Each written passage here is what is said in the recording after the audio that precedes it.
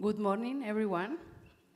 Thanks for coming to this risk-informed land use planning and for livable and resilient cities session. We're going to start on time because we're going to be very tight on the agenda, and we have a very exciting panel that is going to discuss about the different advances and experience related with risk-sensitive land use planning. But let's start first, why are we here? With 68% of the population by 2050 living in urban cities, and with the climate change increasing the different impacts the natural hazards are generating in cities, this has become one of the most hot topics in urban development. So we are now going to discuss the different elements to promote risk-sensitive land use planning from the policy perspective and from the practitioner point of view. So we have today 4 presentations that are going to talk about the different experiences, and we're going to start with Ross Eisenberg from the World Bank, who is going to work about the risk-informed urban planning for livable and resilient cities approach and some elements of the guidance note that the World Bank is developing. Second, we will have a presentation from Dr. Teresito Bacolco from Philippines. He is going to talk about the geo-risk in Philippines and how they are incorporated in land use planning. After, we have Ignacio Rutia, who is going to talk about the experience in Dhaka. And fourth, we have Professor Masato Akashi, who is going to talk about the 3 key challenges in risk-informed land use planning. So let's go very quickly to the different content that we are going to discuss today. So Ross is as an urban specialist working in GFDRR. He leads the City Resilience Program, who is providing technical assistance to many cities across the world in developing different tools for planning purposes. So he's going to talk about the conceptual framework and some of the experiences that we are implementing through the World Bank. Welcome, Ross.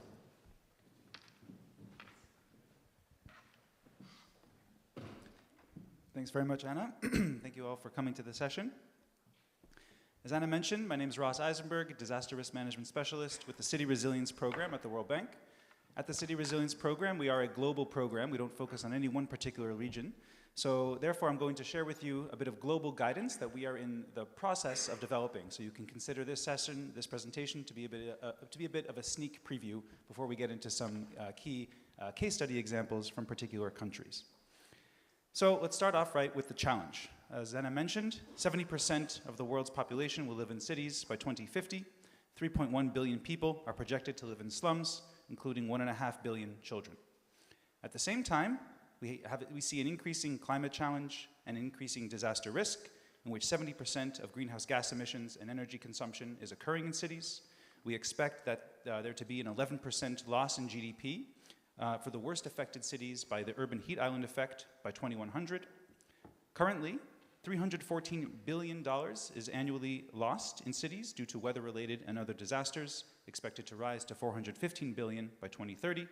And we also anticipate 77 million urban residents being pushed into poverty due to the impacts of disaster risk and climate change.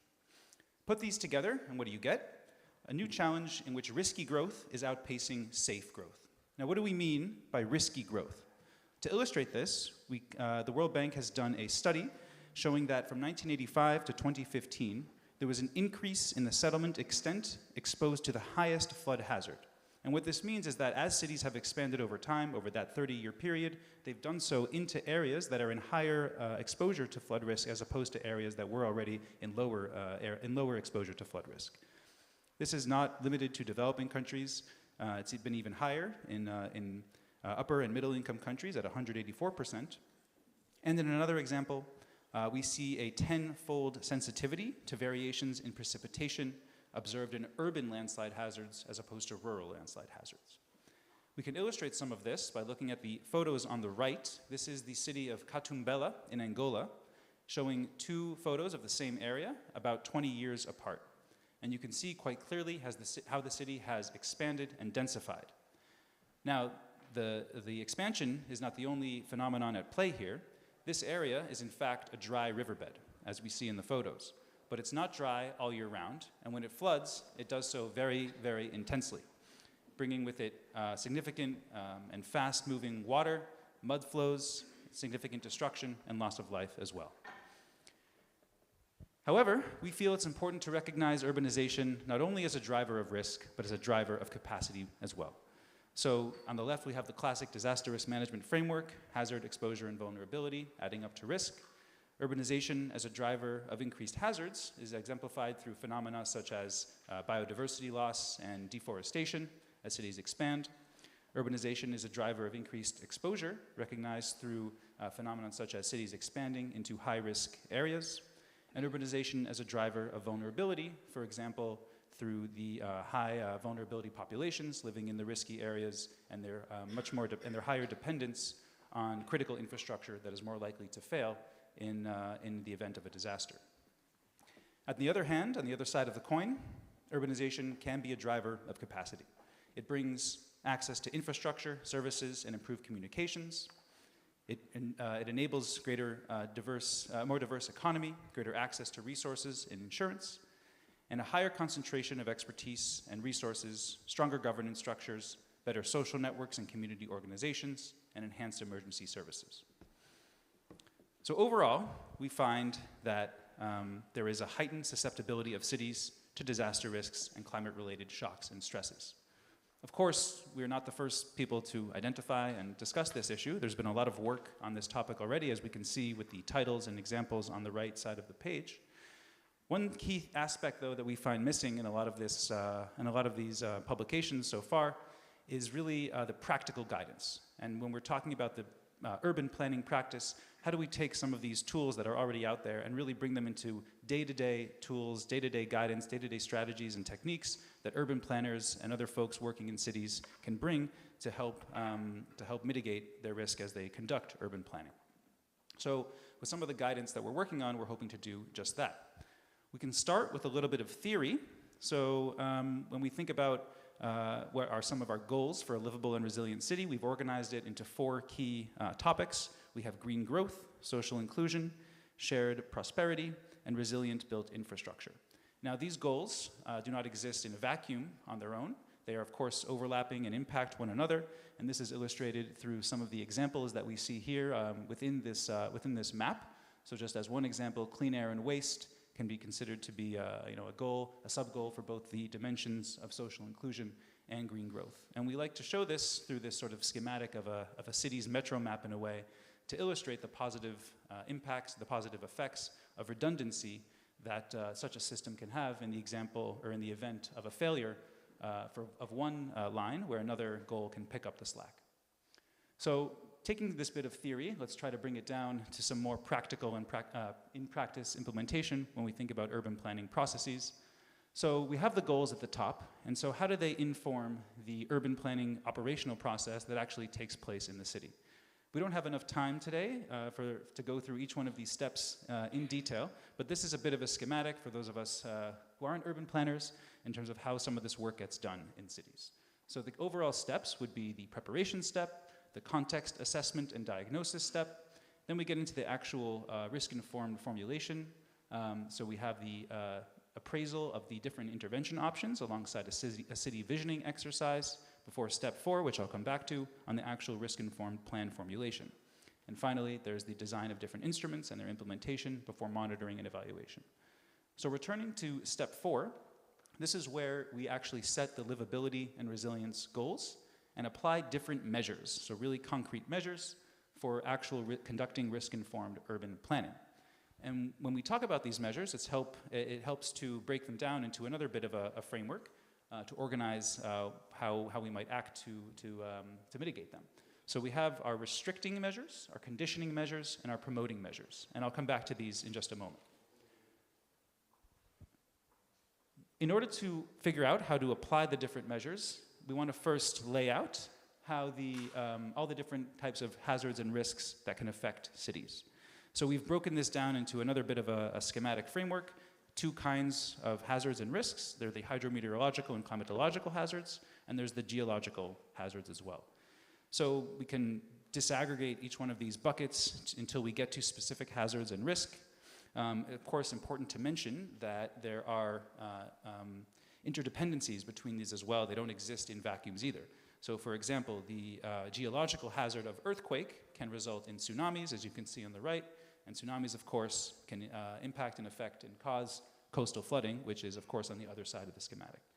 So there are overlapping phenomena here, but we can start to complicate this by looking at one at a time. So let's take the example of flash flood risk, which I mentioned at the start of this talk in the case of Katumbela in Angola. What are flash floods? Well, they are high velocity, powerful currents with high destructive potential. They often carry debris and mud, uprooting trees, and devastating structures. Overall, urbanization results in more water faster, really increasing the destructive potential. This is especially exacerbating due to changing rainfall patterns and more intense precipitation due to the urban heat island effect and climate change. I'm going to skip ahead just in the interest of time. So returning to our three overarching categories of measures, let's consider how we might implement them in order to address and combat the risk of flash flooding in our cities. Well, we can think about restricting, conditioning, and promoting. So we would want to restrict urban growth and expansion in areas that have a high risk of the impact of flash floods. For example, avoiding urban development in areas that are prone to flash flood impacts. We would also, at the same time, want to condition our urban growth and expansion where risks can be reduced to acceptable levels and adhere to resilience standards. For example, by implementing flood control measures and by improving stormwater management. Meanwhile, we would want to actually promote green growth, eco-disaster risk reduction, and nature-based solutions, and access to different services where possible. So as an example of this might be promoting insurance, livelihood protection, and economic diversification. Now, we can also take these three categories of measures for combating flash flood risk and outlay them in a bit of a geographical or map-based schematic, and get even a bit more specific with the actions that we might want to take to address these. So, for example, we would want to restrict the occupation of key ecosystems and buffer areas.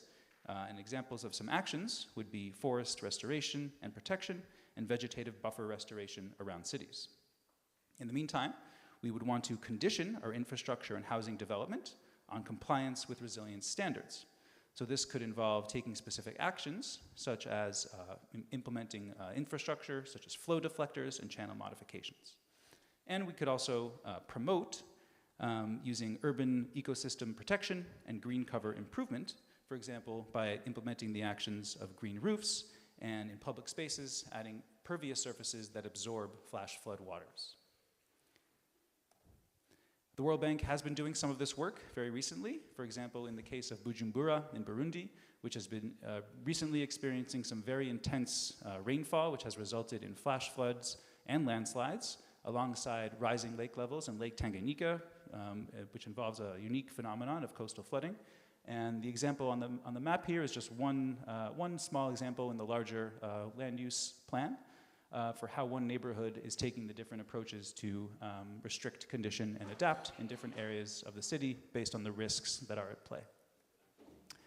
Very quickly, just want to mention that we can also do the similar kind of exercise as we did with the flash flood risk with extreme heat and the urban heat island effect. So we would want to restrict the occupation of critical green spaces. We want to condition growth and expansion to guarantee appropriate ventilation, shade, and cooling in cities, and to promote urban greening at the building, site, and landscape level. So these measures, again, are restricting, conditioning, and promoting in order to combat extreme heat in cities.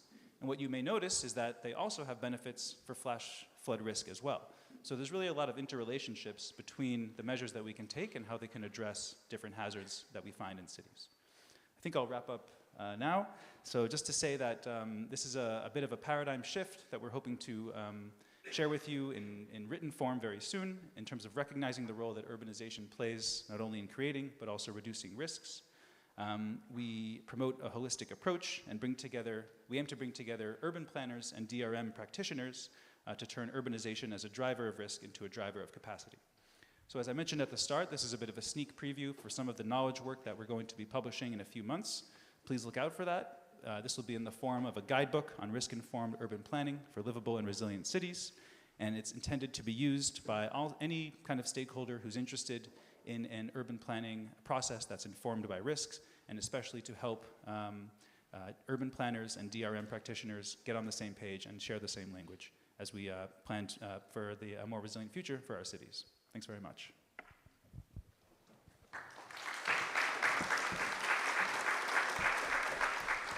Thanks very much, Ross. I think that has set up the stage and the conceptual framework of what we want to develop. So let's move now to some of the examples, and let me invite Dr. Teresito Bacocol. He is the director and officer in charge of the Department of Science and Technology in the Philippines Institute of Volcanology and Seismology.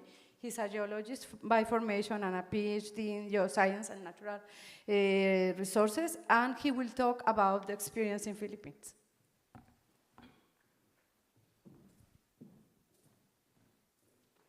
Thank you. Okay, good morning.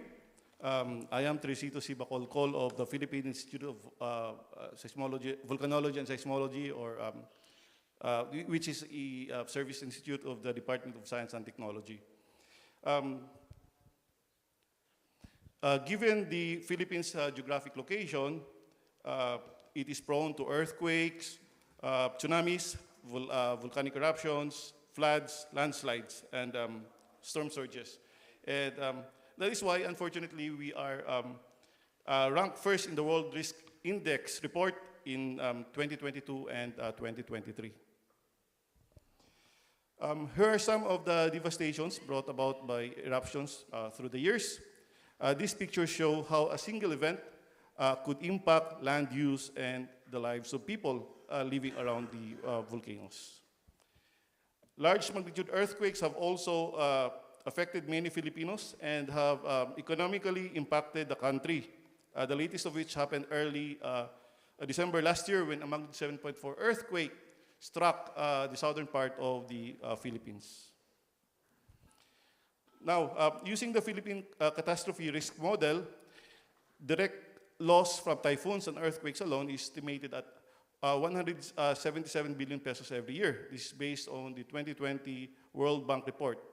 Now, between 2015 and 2018, the average yearly spending on disaster-related response, recovery, and reconstruction activities amounted to approximately 92 billion pesos. Again, this is based on World Bank's public expenditure review on disaster response and rehabilitation in 2020. Effects of natural events are inevitable for a country like the Philippines. But it all is not doom and gloom for us. Part of becoming resilient is not limited to our response to natural disasters. One of the disaster resilience goals of the Philippine government is wealth protection. That is to focus on reducing vice losses by proactively mitigating the risk before a hazard will take place. And this includes proper land use planning, basically involves strategically locating land resource to specific use with mitigating measures in place. And in the Philippines, we are doing a multi-sectoral, geospatially based land use planning approach where science information and hazard and risk algorithms are currently being mainstreamed. We are also involving the local government units, or LGUs, and the national government agencies in the development of the system, where they can easily contribute and access information, calculation algorithms, and as well as generate reports and planning documents in one platform. Our institute and the Department of Human Settlements and Urban Development, together with the World Bank, is developing the Plan Smart for sustainable human settlements. But before going further, let me introduce first GeoRisk Philippines initiative. Okay, so through the GeoRisk Philippines initiative, which is spearheaded by DOC FIVOX, through the government agencies and local government units are contributing data in the government's GeoRisk central database for access by Plan Smart application. So the central database is accessed by Plan Smart, and The PlanSmart application utilizes standardized database and allows users to automatically create plans and reports using a predetermined digital template. We initially developed the PlanSmart ready-to-rebuild application. It is an automated planning tool for faster disaster rehabilitation and recovery. And again, this was developed by DSCP Vox in collaboration with the National Disaster Risk Reduction and Management Council, the Office of the Civil Defense, and with the support of the World Bank. Right now, over 2,000 local chief executives and technical staff from almost 500 LGUs have already been trained on the use of PlanSmart for disaster recovery preparation through the development of local recovery plans and local disaster risk financing strategies before disaster happens. Back then, we already knew that other PlanSmart applications will be developed as derivatives of this PlanSmart ready-to-rebuild platform, and rightly so. So right now, we are developing several PlanSmart applications for different government agencies. We are revolutionizing comprehensive land use planning and development planning through the application, which is being co-developed by the Department of Human Settlements and Urban Development. We're also helping streamline contingency and investment planning for the Department of Education, and also we are planning this, on the pipeline is a PlanSmart Ready to Respond, which is a DRR response mechanism for the Office of the Civil Defense. Okay, so for my presentation, I will talk about the PlanSmart for sustainable human settlements. We all know that land is a primary need, and it is a requirement for human settlements. Proper planning ensures sustainable development and mitigate various environmental and societal issues. Therefore, effective land use planning can address multiple problems such as public safety, environmental degradation, inadequate infrastructure, among others. So in the Philippines, LGUs are required to submit a comprehensive land use plans every 5 years. This involves the generation of a climate and disaster risk assessment, or what we call CIDRA, which is a necessary step to mainstream natural hazards and climate information. Currently, the LGUs need to do several of these processes for land use planning manually. So they need to collect data from different government agencies individually, and at the same time, hire consultants. So with the PlanSmart application, we can reduce the steps in this CIDRA process. The LGUs can access climate and hazard information. They can also scope potential impacts of hazards and climate. For instance, an LGU in the Philippines needs to gather flood risk and seismic data, as well as climate projections from different agencies. But with PlanSmart, data collection could be centralized, and this would provide the LGUs with a single platform to access all the necessary information, which means streamlining the whole process. And then the LGUs can also develop their own exposure database. They can conduct climate vulnerability and also conduct, and at the same time, summarize findings in the PlanSmart application. And since this system is geospatial, the LGUs and the NGAs may visualize everything on maps with analytics for specific assessments. So through the platform, users may evaluate land use, land zoning, critical facilities, programs, projects, and other LGU resources and activities geospatially, as can be seen on the screen. Relevant graphs and charts shown on dashboards can also be downloaded, and comprehensive digital reports, this is the most important, are automatically generated once all components are filled out. So to sustain PlanSmart, we are already doing suitability models to prepare the PlanSmart applications to do predictive analysis, so that insights will be translated to foresights in planning. And then artificial intelligence will also be utilized to increase process efficiency. So in this slide, we see that when an LGU utilizes PlanSmart, recommendations may be derived to help the LGU identify the most suitable site for housing project. These recommendations are embedded in the plan that will be generated eventually by the PlanSmart. So by using suitability maps with multi-criteria parameters, approval or disapproval of projects may be done efficiently, thus saving time and money and lives in the long run. So right now, in the Philippines, we are helping the LGUs and the Department of Human Settlements and Urban Development to streamline process in developing these LUPs. And land use plan is being revolutionized in the Philippines, not just by making it risk-informed, but by ensuring that decision-making is easy, data-driven, and relevant to the needs of the stakeholders. Okay, so before I end, I would like to thank the government of Japan, the Global Facility for Disaster Reduction and Recovery, as well as the World Bank for their unwavering support and commitment to the Philippine government as we strive to build the resilience of our communities against natural disasters. Arigato gozaimasu.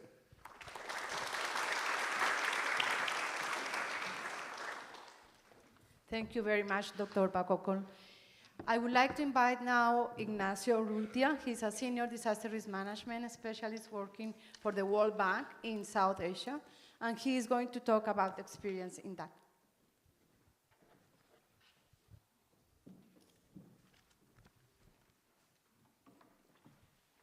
Thank you, Ana.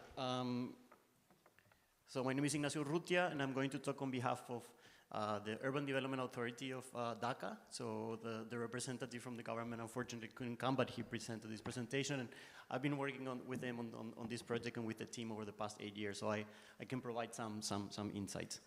So Bangladesh, it's highly exposed to natural hazards, except volcanoes. I think they have pretty much everything.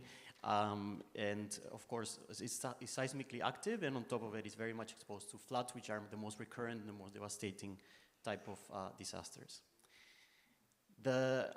Addressing urban risk in Bangladesh is particularly important because of the density of Bangladesh as a country and the rapid pace of urbanization.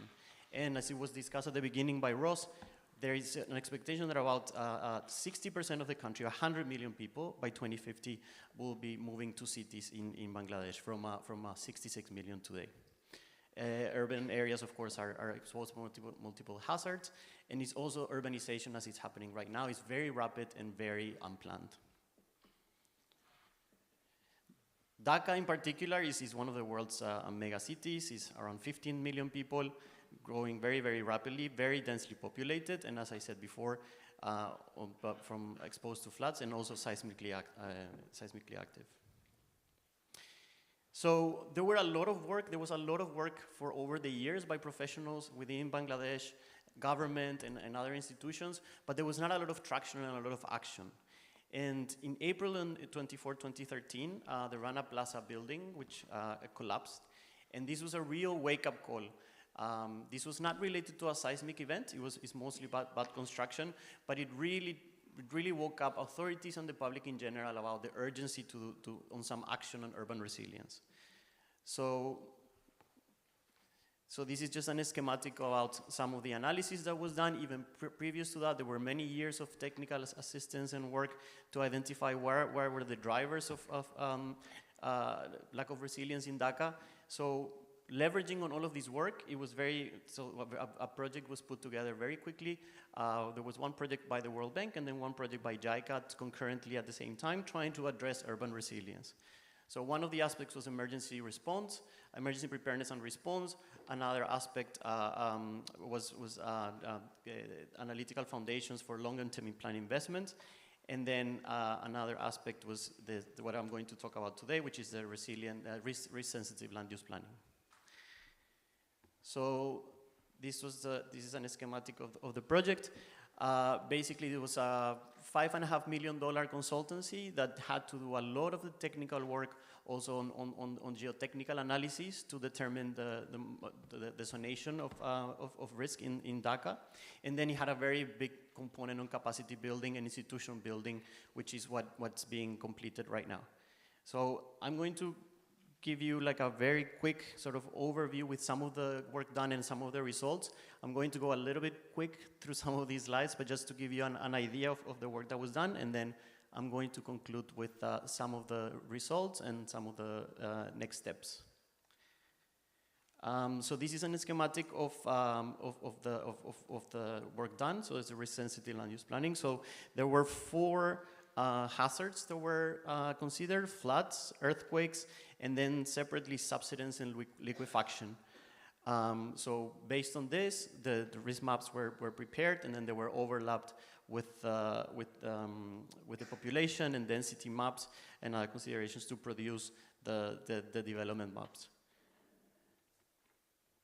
So again, this is one of the examples for seismic risk, what was done. So there was a microzonation with all of the technical work, and then on top of that, the models were built to determine deaths and injuries, evaluating the monetary values, direct economic losses of potential events in Dhaka. This is a river flood hydrodynamic modeling, so it has a 20-year, 100-year, and 200 years. So again, similar maps were produced for the other hazards as well. This was for rainfall flood modeling. This is the composite, so this is the vulnerability assessment due to floods. So as you can see, it was separated by residential, non-residential for different return periods. This is a liquefaction hazard analysis. And then this is sort of the overall framework that was done. Then as you know, we were discussing before on the building codes. So how do you integrate then the multi-hazard aspect into a single, the single development directive? So again, this is basically like the schematic of the work that was done and the models that were done. And of course, at the end of the day, these maps not only included all of these technical aspects, but they were basically also discussed with the development authority, with constructors, and with the public. All of these, sorry, some of these titles are not appearing, but all of these documents that were prepared, so there were around 7 or 8 very detailed, not only the risk-sensitive land use planning guide, the very detailed result of everything that was done, and then also some sort of all the analysis. Everything is disclosed on the website. So if you can go into URU, which is Urban Resilience Unit.gov.bd, and then you can see there not only the work on risk-sensitive land use planning, but also the work on the other parts where we were discussing also on enforcement, on e-permitting system, and then capacity building and certification of engineers, planners, and architects. So, yeah, so the title of this is not appearing, but this is basically the training component. So it was very much important since the beginning, since the design of the project, that the idea was that this was going to be co-created by the Urban Resilience Unit. So the capacity building was not just sort of like a lecture type of activity, but they were actually co-developing this risk-sensitive land use planning with the international experts and the local people that were going to be part of the Urban Resilience Unit. So they not only own it, but the capacity building the capacity is built through the process. This is again some of the laboratory tests. These are some of the aspects of the capacity building program on geotechnics, on the microzonation, risk-sensitive land use planning. And then, yeah, so these are just some of the final maps created. And again, linking back to at the beginning, the idea at the end of the day is that these maps would give instruments to say where are you going to restrict development, where are you going to condition development, and where you're going to promote development. So just on my last 2 slides, I mean, I'm not gonna go through all the details, so I took some of the main lessons and challenges and way forwards that were presented by the Urban Development Authority. I think that one of the ones that was very much important at the beginning was that you do the work and then you really take advantage of the opportunities and the political economy openings that you have to push forward some of these agendas, because it's very much important to have political support, and then public support. So use these opportunities not only to move the agenda, but also to educate both the political leaders and the community. The second part, as I said before, is the capacity building. Capacity building has to be embedded since the beginning of the process. It's not like a separate work or it's something that happens at the end. And at the end, at the final sort of takeaway, which is, again, similar to what was said at the beginning, is that regenerative land use planning is not about avoiding losses. Regenerative land use planning is about supporting the development and growth. So this is very much something that in the work that we've been doing in Dhaka is very much central, and the authorities understand it very well, and this is how it's been presented. Because sometimes when it's just about talking about avoiding the losses or avoiding the negative outcomes, this is not really necessarily a catalyst in the situations of rapidly growing countries like Bangladesh, where growing the economy and improving the livability of the cities is really at the center of the political agenda. Thank you.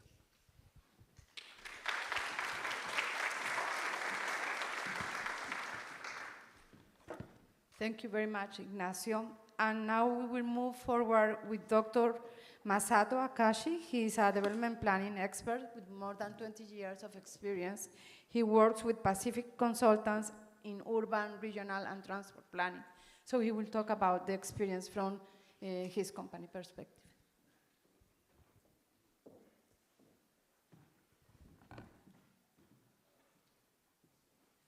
Okay, thank you very much. So my name is Masato Akashi.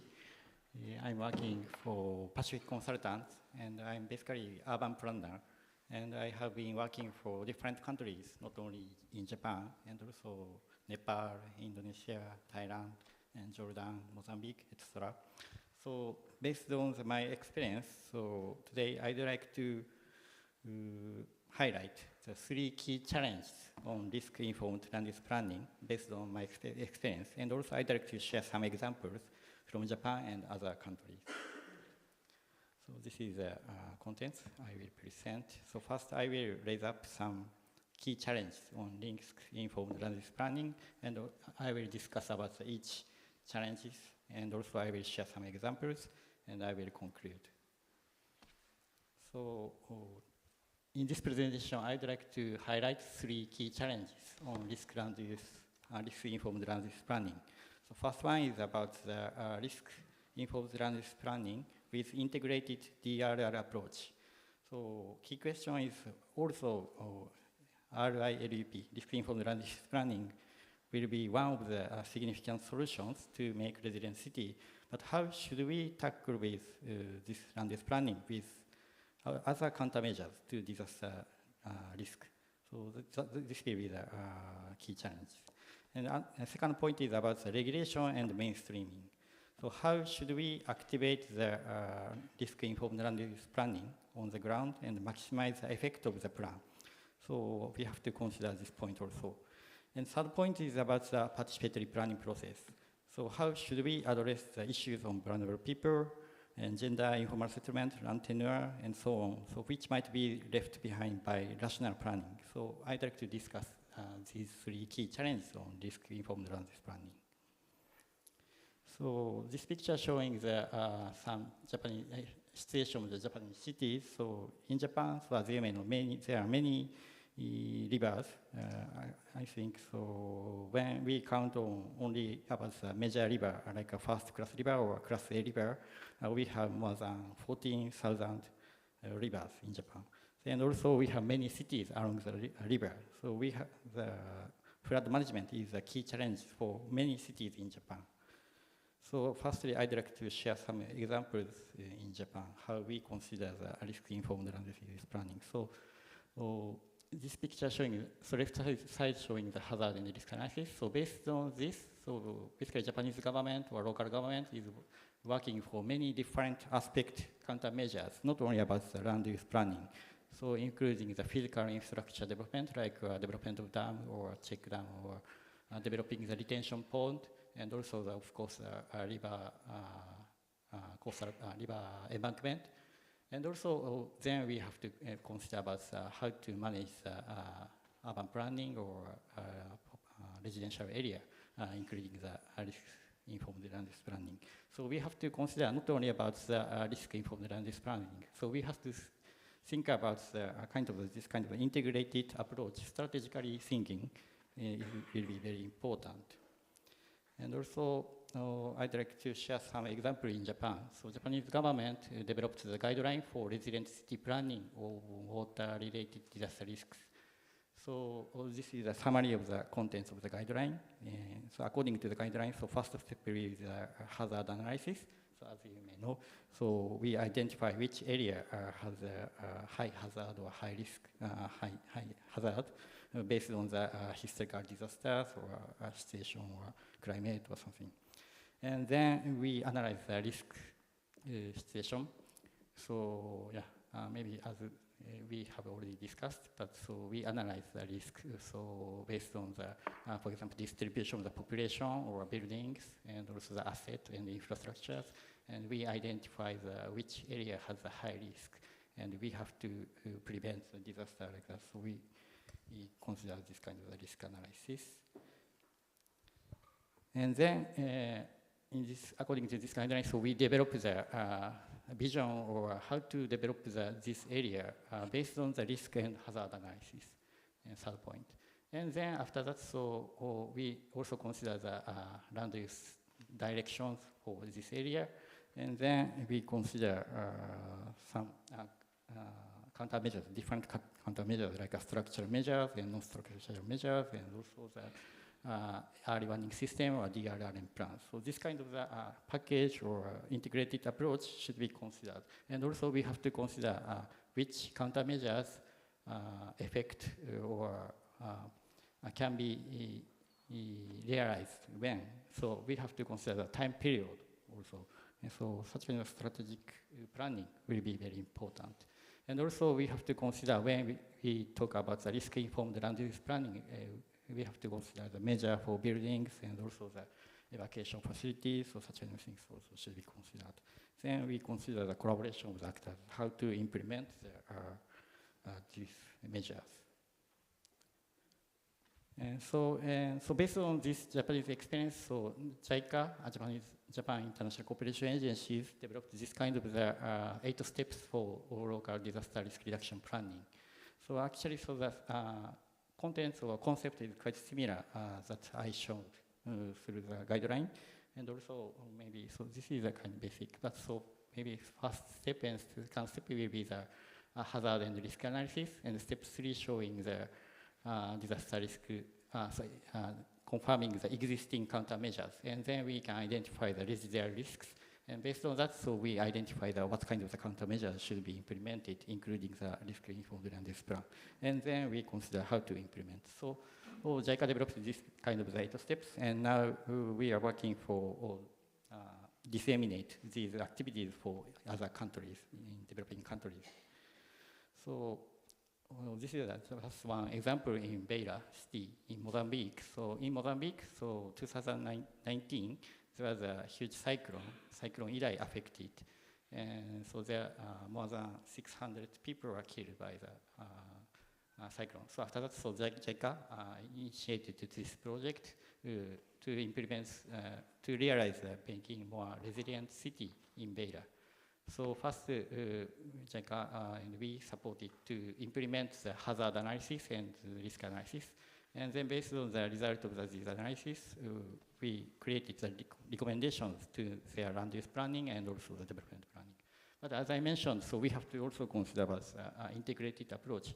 So land-informed land use plan is very important, but we have to also consider about the infrastructure, for example, coastal protection for storm surge or drainage systems, so such kind of things, and evacuation planning. So this kind of systematic approach should be considered.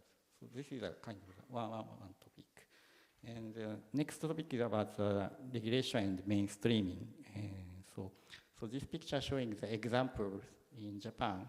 So actually, so recently in Japan also we have many floods, and also so based on such a kind of experience, Japanese government recently revised the Japanese laws related to the urban development. And this picture showing a summary of which point we updated regulations. For example, first we identify the risk area or disaster red zone. So in such area, Japanese government now introducing the regulations to prohibit the new development or introducing the permission system for new development like that. So this kind of the regulations should be also considered to realize, to maximize the effect of the risk-informed land use planning. And also sometimes we also have to consider the relocation of the people from the dangerous or high-risk area. So at the time also local government can support some subsidies or some infrastructure development. So such kind of system Japanese government is working for. And about the regulation and mainstreaming, so this is a picture showing the relationship of land use plan and other policies example in Kiribati. So actually land use plan is a plan, but so we have to also consider about the related plans, how to connect or how to reflect the land use plan for the other policies and plans and also the regulations. So that will be the very important thing to realize the contents of the land use planning. And third point is about the participatory planning process. So this is a kind of picture based on my example or working for the JICAS project in Nepal. So left side showing the without community participation and engagement situation. And right side showing the when we consider the participatory process in the land use planning, how situation can be changed. So left side, so people can be easily vulnerable. So if we don't consider about the participatory process, so most of people can be isolated.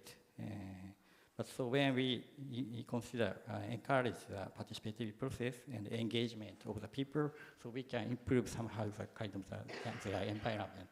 So they can make more social cohesion or mutual assistance and public assistance or co-learning system. Or multiple action can be also considered. So actually, so I think land use planning has some limitations. So we have to also consider about how to go over such kind of barrier. And so this is an example in Japan. So Higashi Matsushima City in Tohoku region. So in 2011, East Japan earthquake. So Higashi Matsushima City is heavily affected. Especially by tsunami. So the people consider the reconstruction plan through the participatory process. So the municipality implemented many discussions with the local people and involved many different people like elderly people, disability people, and young people, children. And so they repeatedly discussed. And then they created the reconstruction plan, including the land use plan. So this kind of a process, I think, will be also important to implement the risk-informed land use planning. So this is my conclusion. So I highlighted 3 aspects for the disaster risk reduction and risk-informed land use planning. So first point, so LILP is a solution to make resilient city. It needs to be addressed as a part of integrated disaster risk reduction. The second point is about the regulation and mainstreaming. So legal framework and regulation, like a building code, would be very important to activate the land use planning. And third point is the participatory process. So actually, so there are some limitation about the land use planning. So we have to, when we want to tackle with informal settlement or vulnerable people, so we have to encourage the involvement of the people, especially vulnerable people, for the planning process. So thank you very much. So that is my pledge.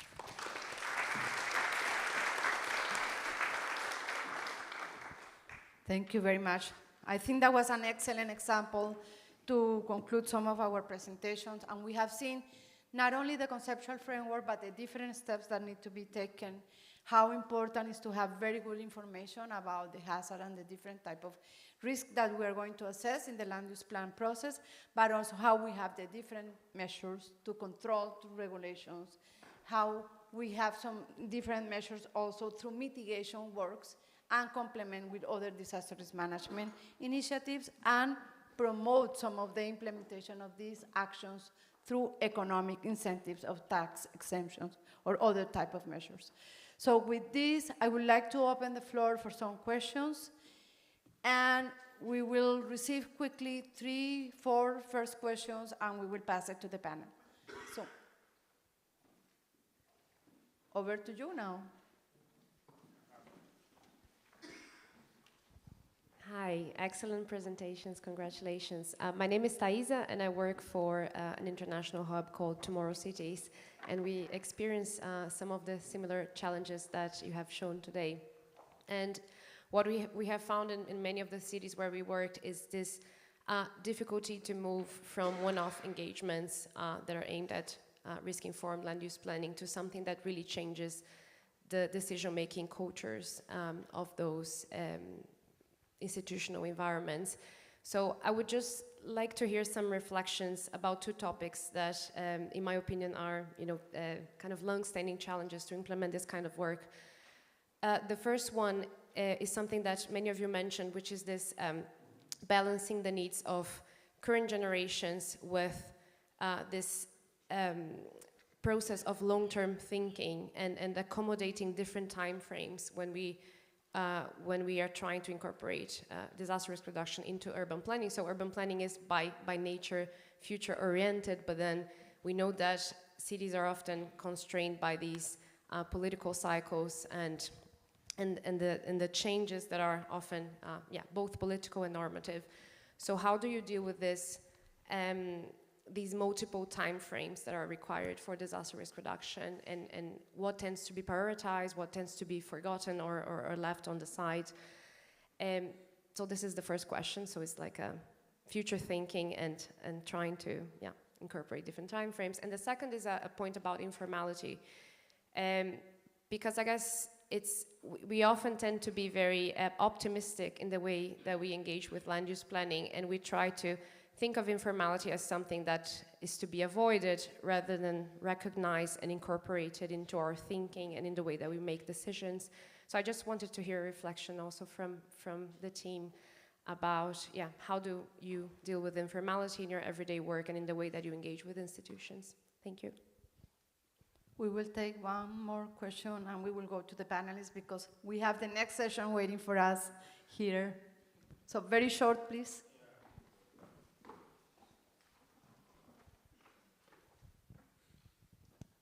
Good afternoon. My name is Yves Persona from Caribbean Development Bank. My question is kind of a little bit an extension of what she mentioned, just to be very brief. The methodology is quite sound, but in one of the presentations when you spoke about Dhaka in Bangladesh, I see that the projection in terms of urban planning, I think it was 60% of the population. And when you look at the images that you presented for Dhaka, I was wondering how really we move with more people in a city like Dhaka based on all the hazards that you mentioned. Should we consider, for example, extension in other areas in terms of urban development? Just curious to know how the methodology you presented and the political will in terms of addressing the issue that we see in here. Thank you. Can we start from here if you want to provide a response to the first question? Okay. Yeah, so about the first question, so maybe we have to consider about the long term or maybe time series countermeasures. So actually, I didn't talk about so much detail, but so for example, actually we have to encourage the understanding of the governmental people. There are different kind of the countermeasures, and also each countermeasures has a different effect in terms, including also the time, what time each countermeasures effect actually can decrease disaster risk. For example, as you mentioned, so land use planning will take time. Actually, so especially it's difficult to regulate the existing buildings, for example. But so the new buildings can be relatively easily controlled. So such kind of things can be considered. So we have to also consider about the physical infrastructure and also the disaster risk early warning system or other disaster emergency response activities. Such kind of, for example, early warning system can be applied easily, and also it will affect very soon. So we have to also consider about the kind of time series. So maybe firstly, we can introduce the early warning system, or we can develop the disaster risk management planning.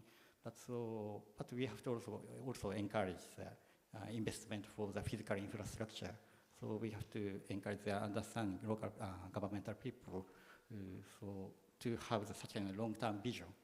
So in Japan also we developed many physical infrastructure for disaster risk reduction, but it takes very long years, so many years. So we have to also consider about such a long-term, See you. Thank you. I'm sorry for rushing, but we are running out of time, so very quickly, Ignacio. Super quickly, super easy question. So, how do you balance present and future, formality, informality, some of these things? I mean, because I don't have time. We can talk about it later. But I think that one principle and one way of thinking about it is that you have to. There is no perfect enforcement anywhere. And there's no, so we need to, the same way that resilience is a continuum, enforcement is a continuum. So we need to basically start from acknowledging the reality in which we are in and really deal with that reality instead of, having a plan or having a strategy or having something that pretends that, there is more capacity or more level. So I think that the issue, the thing in DACA, I've been working there for 10 years. I mean, the things that they're doing today were unthinkable 10 years ago. And probably the things that they're going to be doing, they're unthinkable. So basically, you plan, and then when you're thinking about implementation, when you're thinking about dealing informality, it's like you really need to push to deal with the actual reality of the place. And then on the growth of DACA, of course, when you're looking at just DACA and we're working with the DACA Development Authority, you're thinking about DACA. But when you're thinking about Bangladesh, more of a national development strategy, they are thinking about spatial transformation and how they manage the density and what are the push and pull factors that are bringing people to cities and how to develop economic opportunity and others to relieve some of the pressure that is going to come into DACA. So it's, from the government perspective, they're not just thinking, okay, we're going to have 100 million people in DACA and this is just the reality. They are thinking, how do we manage this in a more national strategic way? So, but we can also talk later. Thank you. I was going to pass the floor to the other panelists, but we are running out of time. It has been a very interesting discussion. I think we have matter to discuss it for hours, but unfortunately, we are short of time. So I invite you to continue the conversation with the speakers, and would like to thank you for coming today. It has been a very rich discussion, and looking forward to continue this conversation in the next year. Thanks.